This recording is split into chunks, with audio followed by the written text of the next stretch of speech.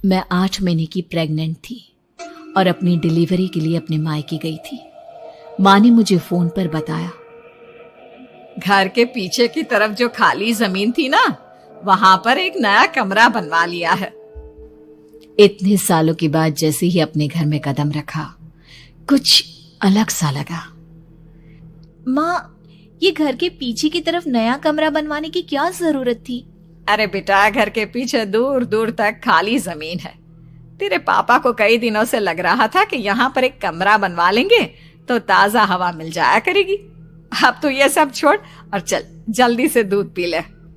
माँ, मैं थोड़ी देर में पी लूंगी, आप सो जाओ।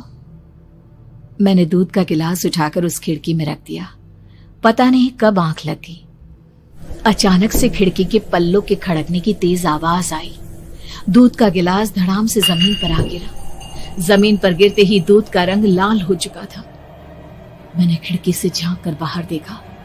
चारों तरफ धूप अंधेरा था।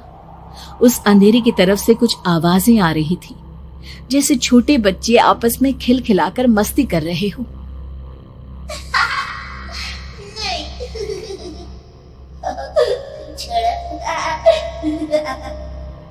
इतनी रात को इतने घनघोर अंधेरे में बच्चों की आवाज कैसे आ रही है? घड़ी में वक्त देखा तो ठीक 12 बजे थे। देखकर मैं सन्न रह गई। बुरी आत्माओं और भूतों की कई कहानियां मैं सुन चुकी थी। वक्त भी कुछ ऐसा ही था। ऊपर से मैं प्रेग्नेंट। सुना था कि ऐसे वक्त में अक्सर बुरी आत्माएं औरतों का पीछा करती है, तो क्या मेरे पीछे भी? पसीने से तरबतर बड़ी मुश्किल से, जैसे कांपते हाथों से मैंने उस खिड़की को बंद किया। जल्दी से जल्दी उस कमरे से बाहर निकलकर माँ के पास जाने के बारे में सोचा, लेकिन जैसे ही दरवाजे की तरफ पलटी, लगा कोई साया हवा की स्पीड से दरवाजे के सामने से गुजर गया। मेरे गले में अटक कर रह गई। मैं जोर से चीख कर माँ को बुलाना चाहती थी, लेकिन वो आवाज खुद मेरे कानों तक नहीं पहुंच पा रही थी। तो माँ तक कैसे पहुंचती?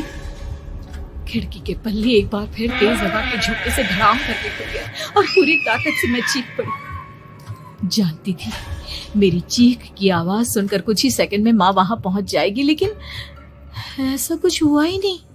मेरा कलेजा डर के मारे फटा जा रहा था। आखिर माँ ने मेरी आवाज क्यों नहीं सुनी? इतनी गहरी नींद में तो माँ कभी नहीं सोती। ठीक पीछे खुली हुई वो खिड़की। मुझ में इतनी ताकत नहीं बची थी कि मैं पलटकर उस तरफ देख भी सकूं। हवा का एक सनसनाता हुआ झोंका उसी वक्त मेरे कानों से आकर टकराया। लगा जैसे किसी ने दबी हुई आवाज में धीरे से मुझसे कहा, चली जाओ यहाँ से। मैंने दोनों हाथ अपने कानों पर रख लिए और एक बार फिर ताकत लगाकर जोर से चीखने की कोशिश की। माँ! पापा! मेरी आवाज उस कमरे की दीवारों से टकराकर वापस मुझे ही सुनाई दे रही थी। जितनी ताकत के साथ मैंने चीखने की कोशिश की थी, कुछ ही देर बाद उससे कहीं ज्यादा तेज और दर्दनाक चीख मुझे सुनाई देने लगी।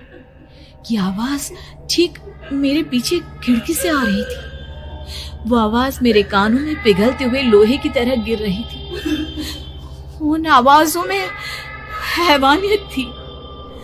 वो आवाजें किसी इंसान की नहीं है, इतना मैं समझ चुकी थी। कांप रहे हाथों से मैंने अंधेरे में कुछ ढूंढने की कोशिश की। तभी अचानक मेरा हाथ बेड पर रखी टॉर्च पर पड़ा। किसी तरह ताकत लगाकर टॉर्च का बटन ऑन किया, लेकिन ये क्या? सामने दरवाजे पर 3 छोटी लड़कियां खड़ी हुई थी। उनके हाथ में स्टील के चमचमाते हुए चाकू थे। मैं घबराकर लड़खड़ाई और पीछे की तरफ हटी, लेकिन तब तक वो मेरे पास आ चुकी थी। उनकी गर्दन टेढ़ी थी और उनके हाथों के वो चाकू मेरे पेट को निशाना बनाने को तैयार। मैं जोर से चीखी, नहीं, छोड़ दो मेरे बच्चे को, मत मारो, मत मारो, छोड़ दो मेरे बच्चे को। सोनाली, क्या हुआ बेटा? तू इतनी डरी हुई क्यों है? उठ बेटा, क्या हुआ? हड़बड़ाकर मैंने अपनी आंखें खोली। देखा तो दिन निकल आया था। माँ मुझे जगा रही थी। मेरा चेहरा पूरा पसीने से लथपथ था। क्या हुआ बेटा, तुमने कोई बुरा सपना देखा क्या? मैं अभी तक अपने पूरे होश में नहीं थी। वो मेरे बच्चे को मार देगी माँ। वो लड़की मेरे बच्चे को। मैंने घबराकर अपने पेट को छुआ। सब कुछ ठीक था। और वो दूध जो रात को यहाँ पर गिर गया था, उसका रंग लाल हो गया था। माँ ने हंसते हुए दूध का गिलास मुझे दिखाया। तुमने दूध पिया ही नहीं, पूरा का पूरा ऐसे ही रखा हुआ है।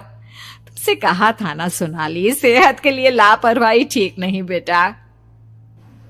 लेकिन मैंने तो सब कुछ अपनी खुली आंखों से देखा था। ये सपना कैसे हो सकता है?